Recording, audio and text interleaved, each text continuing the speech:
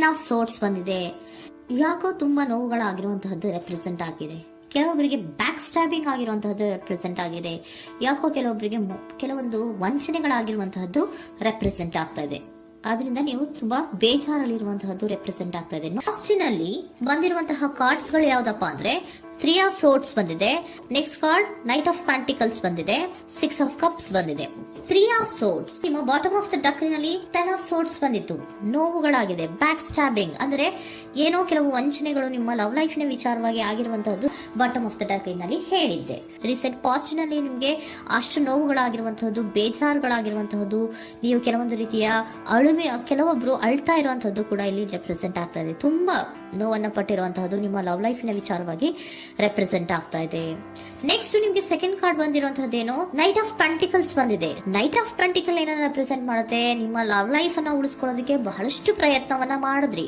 Day to day ದಿನ ಅದನ್ನ ಉಳಿಸ್ಕೊಬೇಕು, ಅದನ್ನ ಕಾಪಾಡ್ಕೋಬೇಕು, ಅದನ್ನ ನಾನು ಕಳ್ಕೋಬಾರ್ದು ಅನ್ನೋದು ನಿಮ್ಮ ರೀಸೆಂಟ್ ಪಾಸ್ಟ್ ನಲ್ಲಿ ನೀವು ತುಂಬಾ ಪ್ರಯತ್ನಗಳನ್ನ ಮಾಡಿದಿರಾ. ಆದ್ರೆ ಈ ನೈಟ್ ಆಫ್ ಪ್ಯಾಂಟಿಕಲ್ಸ್ ಏನಿದೆಯಲ್ಲ, ಇದರ ಕ್ಲಾರಿಫಿಕೇಶನ್ ಕಾರ್ಡ್ ಬಂದಿರುವಂತಹದ್ದು 4 ಆಫ್ ಕಪ್ಸ್ ಬಂದಿದೆ. ನಿಮ್ಮ ಪ್ರೀತಿ ಕೆಲವೊಬ್ಬರಿಗೆ ರಿಜೆಕ್ಷನ್ ಆಗಿರುವಂತಹ ಸಾಧ್ಯತೆಗಳಿರುವಂತಹದ್ದು ರೆಪ್ರೆಸೆಂಟ್ ಆಗ್ತಾ ಇದೆ. ಯಾಕೋ ಕೆಲವೊಂದು ಪ್ರೀತಿಯಲ್ಲಿ ರಿಜೆಕ್ಷನ್ಸ್ ಅನ್ನ ಕಾಣಿಸ್ತಾ ಇದೆ. ಆ ರಿಜೆಕ್ಷನ್ನೇ ನಿಮ್ಗೆ ಈ ನೋವುಗಳಿಗೆ, ಅಳುವಿಗೆ, ಸಂಕಟಗಳಿಗೆ ಕಾರಣನೇ ನಿಮ್ಮ ಪಾಸ್ಟಿನಲ್ಲಿ ರಿಜೆಕ್ಷನ್, ನಿಮ್ಮ ಲವ್ನಲ್ಲಿ ರಿಜೆಕ್ಷನ್ ಆಗಿರುವಂತಹದ್ದು ರೆಪ್ರೆಸೆಂಟ್ ಆಗ್ತಾ ಇದೆ.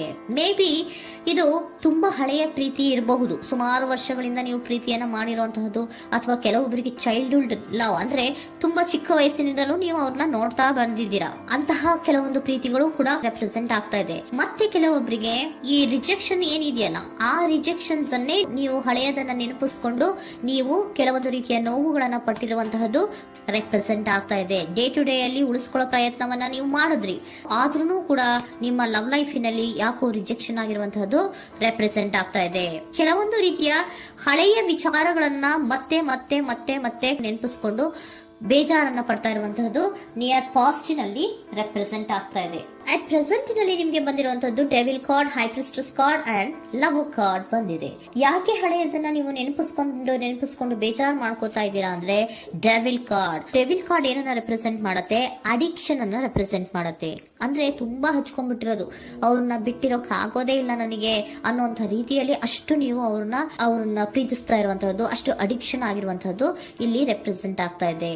The high priestess card represent ಆಗ್ತಾ ಇದೆ. ಏನು ನಿಮ್ಮ ಮನಸ್ಸು ಹೇಳ್ತಾ ಇರುವಂತಹದ್ದು, ನಿಮ್ಗೆ ಏನಂತ ಹೇಳ್ತಾ ಇದೆ, ಇಲ್ಲ ನಾನು ಪ್ರೀತಿಸ್ತಾ ಇದ್ದೀನಿ, ಅವರು ಪ್ರೀತಿಸ್ತಾ ಇದ್ದಾರೆ ಅನ್ನುವಂಥದ್ದು ನಿಮ್ಮ ಮನಸ್ಸು ಪದೇ ಪದೇ ಹೇಳುವಂತಹದ್ದು. ಮತ್ತೆ ನಿಮ್ಮ ಮನಸ್ಸು ಅಥವಾ ಅಂತರಾತ್ಮ ಏನ್ ಹೇಳುತ್ತಲ್ಲ, ಆ ಅಂತರಾತ್ಮದ ಬಗ್ಗೆ ನೀವು ಹೆಚ್ಚು ಗಮನವನ್ನ ಕೊಡುವಂತಹದ್ದು ರೆಪ್ರೆಸೆಂಟ್ ಆಗ್ತಾ ಇದೆ.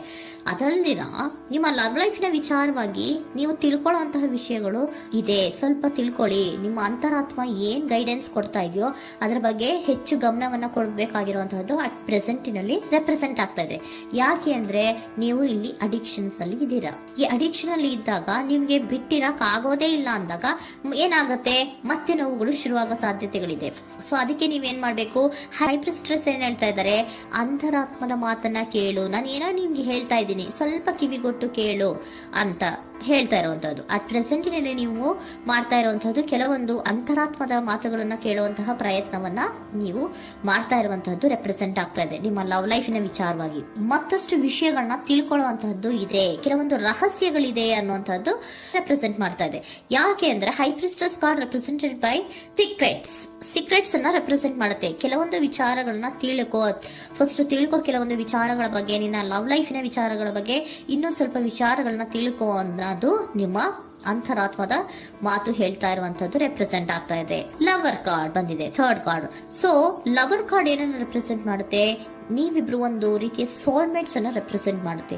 ಒಂದು ರೀತಿಯ ಬಾಂಡೇಜ್. ಯಾಕೆ ಈ ಅಡಿಕ್ಷನ್ ಬರುತ್ತೆ, ಒಂದು ರೀತಿಯ ಬಾಂಡೇಜ್ ಇರುವಂತಹದ್ದು, ತುಂಬಾ ಸಾಮರಸ್ಯ, ನಾವಿಬ್ರು ಬಿಟ್ಟಿರಕ್ ಆಗೋದಿಲ್ವೇನೋ, ನಾವಿಬ್ರು ಲವರ್ಸ್ ಅನ್ನೋ ತರ ನೀವು ಅಟ್ ಪ್ರೆಸೆಂಟಿನಲ್ಲಿ ಆಲೋಚನೆಗಳನ್ನ ಮಾಡ್ತಾ ಇರುವಂತದ್ದು ರೆಪ್ರೆಸೆಂಟ್ ಆಗ್ತಾ ಇದೆ. ನೆಕ್ಸ್ಟ್ ನೀವು ಇಮಿಡಿಯೇಟ್ ಫ್ಯೂಚರ್ ನಲ್ಲಿ ಮಾಡುವಂತಹದ್ದೇನು, ನೀವು ಇಮಿಡಿಯೇಟ್ ಫ್ಯೂಚರ್ ನಲ್ಲಿ ನೀವು ಮಾಡುವಂತಹದ್ದು ಬಹಳ ಧೈರ್ಯದಿಂದ ಕೆಲವೊಂದು ನಿರ್ಣಯಗಳನ್ನ ನಿಮ್ಮ ಲವ್ ಲೈಫಿನ ವಿಚಾರವಾಗಿ ಮಾಡುವಂತಹದ್ದು ರೆಪ್ರೆಸೆಂಟ್ ಆಗ್ತಾ ಇದೆ. ಆಲೋಚನೆಯನ್ನ ಮಾಡ್ತಾ ಇದ್ರ. ನಾನು ಧೈರ್ಯವಾಗಿ ಏನೋ ಕೆಲವೊಂದು ಆಲೋಚನೆಗಳನ್ನ ಮಾಡಬೇಕು, ಮುಂದೆ ಬರಬೇಕು ಅನ್ನುವಂತಹ ಇಂಡಿಪೆಂಡೆಂಟ್ ಆಗಿ ಕೆಲವು ನಿರ್ಧಾರಗಳನ್ನ ಮಾಡಬೇಕು ಅನ್ನೋದನ್ನ ರೆಪ್ರೆಸೆಂಟ್ ಮಾಡ್ತಾ ಇದೆ. ನೆಕ್ಸ್ಟ್ ಕಾರ್ಡ್ ಬಂದಿರುವಂತಹದ್ದೇನು, two of cups, equal given and take. ಇದರಲ್ಲಿ ರೀತಿಯಲ್ಲಿ ಶೇರಿಂಗ್ ಅನ್ನೋದು ಇದೆ.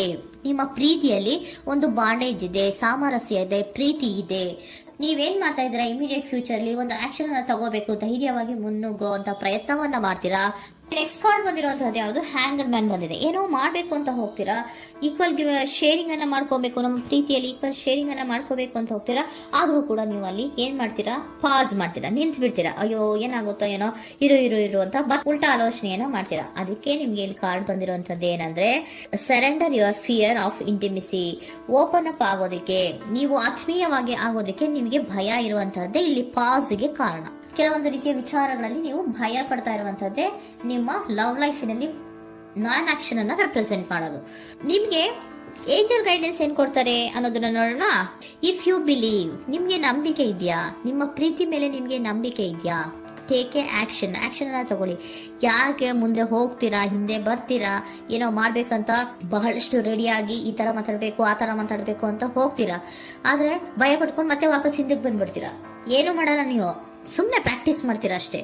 ಆದ್ರೆ ನಿಮ್ಗೆ ಹೇಳ್ತಾ ಇರುವಂತದ್ದೇನು ಕಾರ್ಡು, ಇಫ್ ಯು ಬಿಲೀವ್, ನಿಮ್ಗೆ ನಿಮ್ಮ ಪ್ರೀತಿಯ ಮೇಲೆ ನಂಬಿಕೆ ಇದೆಯಾ, ಏನ್ ಮಾಡಿ, ಟೇಕ್ ಎ ಆಕ್ಷನ್ ಅನ್ನ ತಗೊಳ್ಳಿ. ಓಕೆನಾ.